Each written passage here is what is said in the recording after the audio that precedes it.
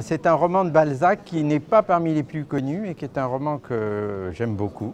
Il s'appelle Ursule Mirouet, qui se déroule à Nemours et qui est un roman étonnant parce que, alors c'est la description d'un milieu bourgeois assez atroce avec des histoires horribles de succession, une pauvre fille qui est martyrisée, qu'on veut dépouiller, oui, Ursule, la pauvre Ursule. Et avec ça, un côté très mystérieux, puisque finalement cette pauvre femme qui a été dépouillée par son oncle, enfin non pas vraiment un oncle, mais voilà, oncles, oui. Voilà, et oui, n'est-ce pas?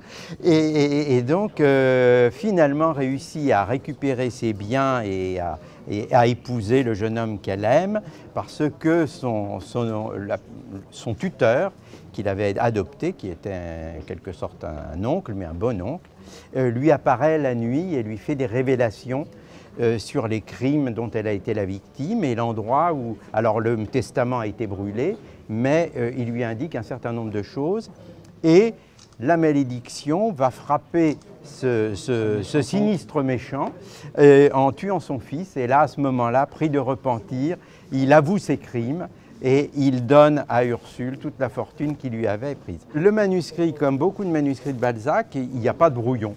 Balzac ne faisait pas de brouillon.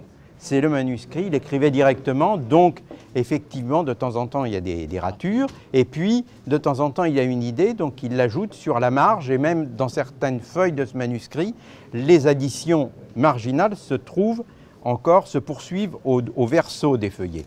Et puis ensuite, ce manuscrit est envoyé à l'imprimerie directement, on ne fait pas de copie, c'est envoyé au fur et à mesure d'ailleurs de l'écriture à l'imprimerie, et là, on lui tire des épreuves, et sur les épreuves, le roman à peu près double de volume. Dans certains cas, ça a même quadruplé. Le Père Goriot, c'est 4 fois ce qu'est le manuscrit.